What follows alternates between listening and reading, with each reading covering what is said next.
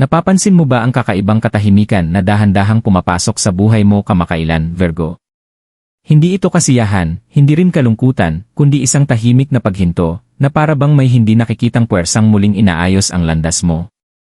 Ito ang sandaling nagsisimulang linisin ng kapalaran ang sarili nito. Ang enerhiya ng tarot ay hindi dumarating ng maingay, tahimik itong kumikilos, inaalis ang mga bagay na hindi na tunay na para sayo. Ang kalituhang naramdaman mo, ang mga pagkaantala na kinuwestiyon mo, ang bigat na pasan mo ng walang malinaw na dahilan, wala ni isa roon ang nagkataon lang. May isang bagay na luma ang unti-unting iniangat. May isang katotohanan ang nagsisimulang mabunyad. At kung narito ka ngayon, iyon ay dahil ang landas mo ay sa wakas nililinis na. Natagpuan ka ng mensaheng ito sa isang napakatiyak na sandali, Virgo, at hindi iyon aksidente. Madalas magsalita ang buhay sa pamamagitan ng mga bulong bago ito tuluyang magbago ng direksyon, at kamakailan, ang mga bulong na iyon ay tila mas lumalakas na sa loob ng iyong isipan.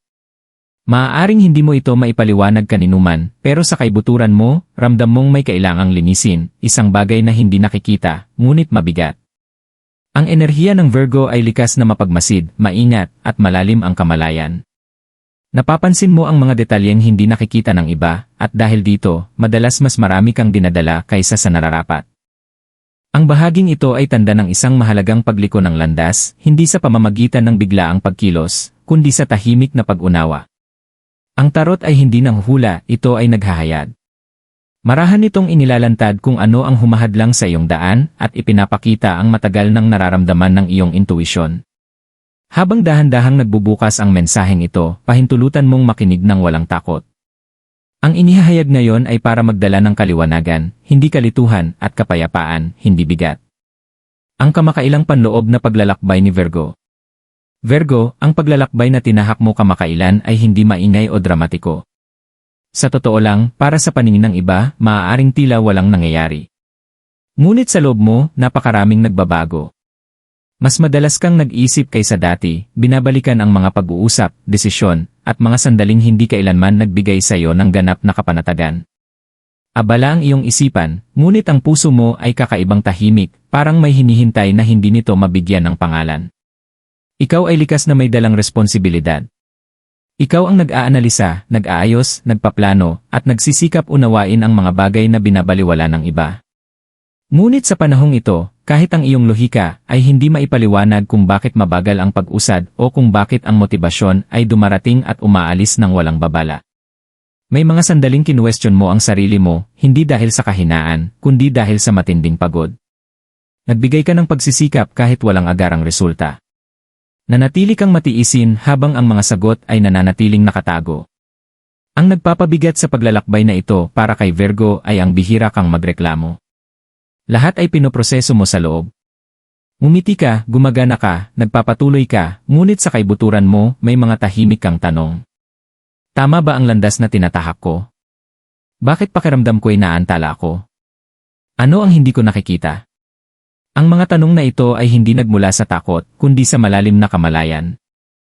Ang panahong ito ay hindi nilayon para wasakin ka. Ito ay idinisenyo upang pabagalin ka ng sapat para mapansin kung ano ang kumukuha ng iyong lakas at kung ano ang hindi na tumutugma sa taong unti-unti kang nagiging. Ang mga paghinto, ang emosyonal na distansya, ang mga sandali ng pag-iisa, lahat ng ito ay may layunin. Ikaw ay inihahanda, hindi pinarurusahan. Minsan, hinihiling ng tadhana kay Virgo na umatras muna upang pusaring luminaw ang ulap. At kahit hindi ito mukhang produktibo, ang panloob na paglalakbay na ito ay tahimik na pinapalakas ang iyong intuisyon. Natututo kang makinig hindi sa ingay ng paligid, kundi sa katotohanang nagmumula sa loob mo. Nagsisimulang magbago ang enerhiya ng tarot. Sa isang punto, Virgo, nagsisimulang gumalaw ang enerhiya, hindi dahil pinilit mo ito, kundi dahil tumigil ka ng labanan ang katahimikan. Dito tahimik na pumapasok ang enerhiya ng tarot sa iyong kwento. Hindi bilang hula, hindi bilang babala, kundi bilang salamin na nagbabalik ng mga katotohanang matagal mo nang nararamdaman. Ang tarot ay hindi nagmamadali sa pagbibigay ng linaw. Naghihintay ito hanggang handa ka nang makakita ng walang takot. Ipinapakita ng mga baraha na ang inakala mong pagkakastagnan ay isang paglilinis na pala na nagaganap. May mga landas na marahang isinara, hindi upang ipagkait sa iyo ang pag-usad, kundi upang protektahan ka mula sa mga kahihinatnang magpapagod lamang sa iyong espiritu. Ang enerhiya ng tarot ay kumikilos sa ilalim ng ibabaw, niluluwagan ang mga buhol na hindi kayang lutasin ng lohika lamang. Kaya ang pagbabagong nararamdaman mo ay hindi dumarating bilang pananabik, kundi bilang ginhawa. Mapapansin mong ang mga kaisipang dati puno ng pagkabalisa ay hindi na ganoon kabigat. Ang mga lumang alalahanin ay unti-unting nawawalan ng kapit. Ang mga sitwasyong dating apurahan ay ngayon ay tila malayo na, halos wala ng saysay. Hindi ito paglayo ng damdamin, ito ay pag-aayon. Ipinapakita ng tarot na ang iyong enerhiya ay muling inaayos upang umayon sa kung ano ang tunay na para sayo. May malakas ding mensahe rito tungkol sa katotohanan. May ilang pag-unawang maaaring dumating ng biglaan, hindi sa pamamagitan ng komprontasyon, kundi sa malinaw na pagtingin. Nakikita mo ang mga bagay kung ano talaga sila, walang ilusyon. Nauunawaan mo kung bakit may mga ugnayang kumupas, kung bakit hindi kailanman umayon ang oras, at kung bakit ang pilit na paghahanap ng sagot ay lalo lamang nagdulot ng kalituhan. Marahang inaalis ng tarot ang belo, at ipinapakita na ang mga pagkaantala ay hindi kailanman pagtanggi. Ang pagbabagong ito ang simula ng panloob na balanse. Hindi mo na sinusubukang ayusin ang lahat. Hinahayaan mo na lamang na kusang maghayag ang mga bagay.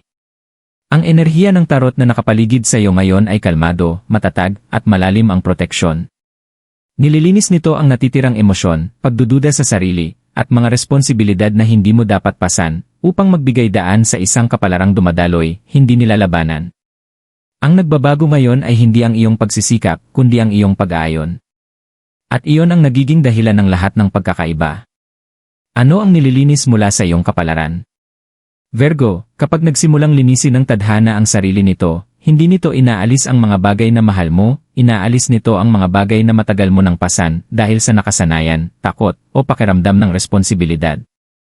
Ipinapakita ng enerhiya ng tarot na ang nililinis ngayon ay hindi panlabas na kaguluhan, kundi panloob na bigat.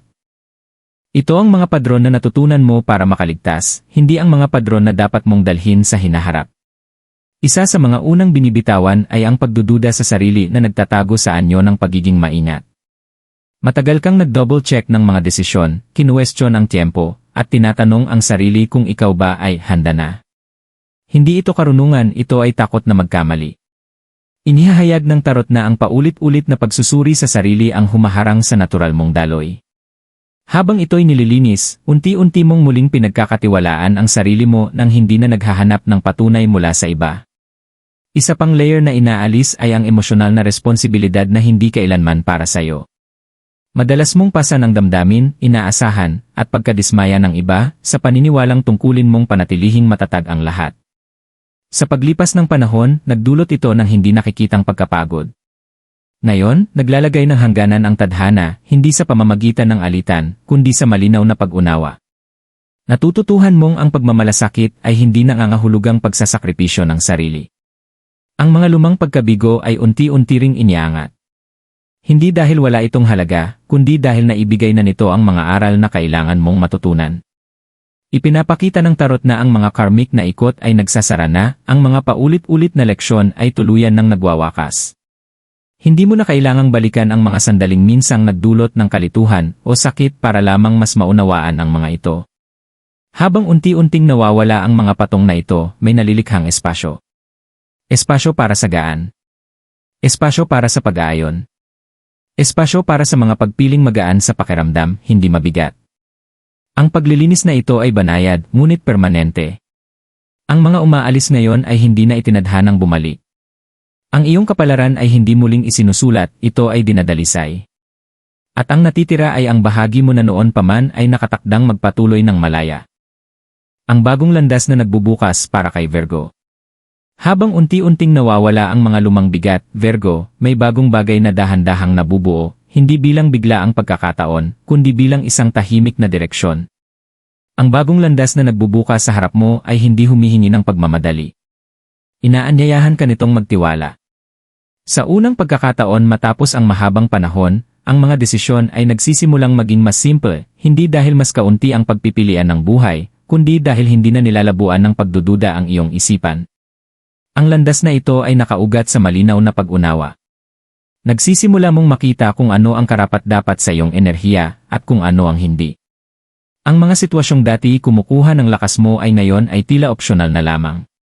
Hindi mo na nararamdamang obligasyon ang ayusin ang mga kinalabasan na wala sa iyong kontrol. Ang pagbabagong ito ay nagdadala ng isang tahimik na lakas, isang lakas na hindi naghahanap ng pagpapatunay o paliwanag. Kumikilos ka ng may layunin, hindi dahil sa presyon. Ipinapakita ng enerhiya ng tarot na nakapaligid sa bagong landas na ito ang pag-aayon ng isip at intuisyon. Hindi na magkasalungat ang iyong lohikal na pag-iisip at ang tinig sa loob mo. Sa halip na labis na suriin ang bawat hakbang, natututo kang magtiwala sa unang malinaw na sagot na umuusbong sa loob mo. Ang tiwalang ito ang kusang nagbubukas ng mga pinto. Nakikita mo ang pag-usad kung saan dati ay may pag-aalinlangan. Ang bagong direksyong ito ay nagdadala rin ng emosyonal na balanse. Mas nararamdaman mong naroroon ka sa kasalukuyan. Mas kaunti ang pagkakapit sa mga inaasahan ng nakaraan. Mas bukas sa mga posibilidad na hindi nangangailangan ng pakikipaglaban. Ang tagumpay sa landas na ito ay hindi nagmumula sa mas matinding pagpupursige, kundi sa mas matalinong paggalaw, ginagabayan ng malalim na pagkilala sa sarili. Ang nagpapalakas sa landas na ito ay ang kakayahan nitong magpatuloy. Hindi ito itinayo sa pansamantalang motibasyon o panlabas na pagsang-ayon. Ito ay nakabatay sa pag-aayon. Habang mas pinapahalagahan mo ang iyong mga hangganan at panloob na katotohanan, mas kusang nagbubukas ang landas na ito. Ang mga oportunidad ay tila kusang lumalapit. Ang tiempo ay nagiging katuwang, hindi hadlang.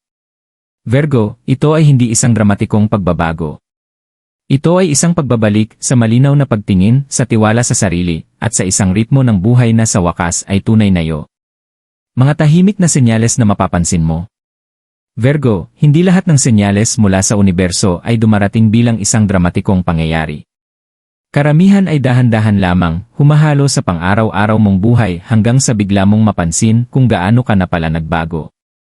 Isa sa mga unang senyales na mapapansin mo ay kalinawan ng isipan. Ang mga kaisipang dati paulit-ulit na umiikot ay kusa ng humihinto. Nag-iisip ka, nagpapasya ka, at nagpapatuloy nang hindi na binabalikan ang parehong mga senaryo sa iyong isip. Isa pang senyales ang lilitaw sa anyo ng emosyonal na katahimikan. Ang mga sitwasyong dati agad nagpapabalisa o nagpapasobra ng reaksyon ay wala na ang dating kapangyarihan. Hindi ito nangangahulugang wala ka ng pakialam, nangangahulugan lamang na hindi ka na emosyonal na nakakabit. Tumutugon ka na, imbes na mag-react. Ang tahimik na kumpiyansang iyon ay palatandaan na bumabalik na ang iyong panloob na balanse. Mapapansin mo rin ang pagbabago sa tiempo. Ang mga pagkaantala ay tila may layunin na, imbes na nakakainis. May maliliit na senyales ng sabayang pangyayari, mga di inaasahang usapan, paulit-ulit na ideya, o bigla ang mga pananaw na dumarating eksakto kapag kailangan mo. Hindi ito nagkataon lamang, mga kumpirmasyon ito na ikaw ay nakaayon sa daloy na itinakda para sa iyo. Maaari ring magbago ang iyong tulog at mga panaginip. Mas malalim na nagpapahinga ang isipan mo, at kapag may panaginip, mas simboliko ang pakiramdam kaysa magulo. Kahit ang mga sandali ng pag-iisa ay nagsisimula ng maging nakapagpapalusog sa damdamin, imbes na nakalulungkot. Muli mong na-enjoy ang presensya ng sarili mo. Marahil ang pinakamahalagang senyales ay panloob. Humihinto ka sa paghahanap ng katiyakan mula sa iba. Hindi mo na kailangan ng tuloy-tuloy na pagpapatunay upang maging panatag sa mga desisyon mo. Ang panloob na katiyakang ito ay banayad, ngunit napakalakas. Ipinapahiwatig nito na ang paglilinis ay nagbunga na at ang landas mo ay hindi na nilalabuan. Maaaring maliliit ang mga senyales na ito kung titignan ng paisa-isa. Ngunit kapag pinagsama-sama, bumubuo sila ng isang malinaw na mensahe, may isang bagay sa loob mo ang tuluyan ng bumalik sa tamang lugar nito. Mensahe ng tarot para kay Virgo. Virgo, marahang inihahatid ng tarot ang mensahe nito sa iyo, walang pagmamadali, walang takot. Ipinapaalala nito na hindi ka kailanman nahuhuli, ikaw ay pinoprotektahan lamang mula sa mga landas na maaaring kapalit ang iyong kapayapaan. Ipinapakita ng mga baraha ang isang kaluluwang natuto sa pamamagitan ng pagtitiyaga, hindi ng parusa.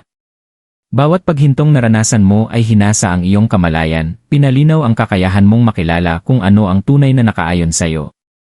Malinaw ang mensahe, tumigil ka na sa pagkwestiyon ng iyong tiyempo. May hilig kang sukatin ang pag-usad mo batay sa mga hindi nakikitang pamantayan, at itanong kung dapat ay mas malayo ka na. Hinihiling ng tarot na bitawan mo ang ganitong paghahambing. Ang iyong paglalakbay ay umuusad ng eksakto kung paano ito nararapat, ginagabayan ng karunungang nakuha mo mula sa karanasan. May kasamang katiyakan din ang mensaheng ito tungkol sa pagtitiwala. Magtiwala ka sa iyong mga desisyon. Magtiwala ka sa iyong mga instinct. Magtiwala ka sa tahimik na tinig na nagsasalita kapag ang lahat ay humuhupa. Hindi ka nilikhang humabol sa kaliwanagan, kusang itong dumarating kapag bumagal ka ng sapat upang tanggapin ito. Pinagtitibay ng tarot na ang landas sa hinaharap ay tumutugon sa mahinahong layunin, hindi sa pamimilit. Isa pang mahalagang mensahe ay tungkol sa pagiging mahabagin sa sarili. Masyado kang naging mahigpit sa sarili mo, inaako ang pananagutan sa mga kinalabasang hindi kailanman ganap na nasa iyong kontrol. Hinikayat ka ng tarot na palambutin ang panloob mong pananalita. Ang paglago ay hindi nangangailangan ng pagpuna, nangangailangan ito ng pag-unawa. Higit sa lahat, ipinapaalala ng tarot na ang iyong kapalaran ay tumutugon sa pag-aayon, hindi sa pagsisikap lamang. Kapag iginalang mo ang iyong mga hangganan, mga pinahahalagahan, at ang panloob mong katotohanan, kusang umaayon ang universo. Hindi mo kailangang patunayan ang iyong halaga, kailangan mo lamang itong isabuhay. Virgo, ang kabanatang ito ng buhay mo ay hindi tungkol sa biglaang pagbabago, ito ay tungkol sa tahimik na pagwawasto. Hindi laging ipinahahayag ng tadhana ang sarili nito sa pamamagitan ng ingay. Minsan, ito'y kumikilos ng marahan, inaayos ang mga bagay na hindi na para sayo upang ang mga tunay na nakalaan ay tuluyang makarating. Ang paglilinis na naranasan mo ay kinakailangan, kahit hindi ito palaging naging komportable. Habang nagpapatuloy ka, tandaan na ang kaliwanagan ang iyong bagong kasama. Hindi mo na kailangang dalhin ang kawalan ng katiyakan bilang panangga. Pinahihintulutan kang maging panatag sa iyong mga desisyon, magtiwala sa sarili mong ritmo, at hayaan ang buhay na salubungin ka kung nasaan ka man. Ang kapayapaan ay hindi paghinto, ito ay isang matibay na pundasyon. Ang gawain ng tarot dito ay banayad ngunit pangmatagalan. Ang mga bagay na nalinis na ay hindi na babalik sa dating anyo. Ang susunod na magbubukas ay magiging likas, hindi pilit. Makikilala mo ito sa kawalan ng labanan at sa lalim ng pag-ugnay na mararamdaman mo. Gamitin mo ang sandaling ito bilang kumpirmasyon. Hindi ka naliligaw. Hindi ka nahuhuli. Ikaw ay nakaayon. At kapag umusad ka mula sa ganitong kalmadong kamalayan, ang landas mo ay magbubukas ng may biyaya, hindi paghihirap. Magtiwala ka roon. Dalhin mo ito sa iyong puso. At hayaan mong ipagpatuloy ng iyong kapalaran ang paglilinis nito, isang tahimik na hakbang sa bawat pagkakataon.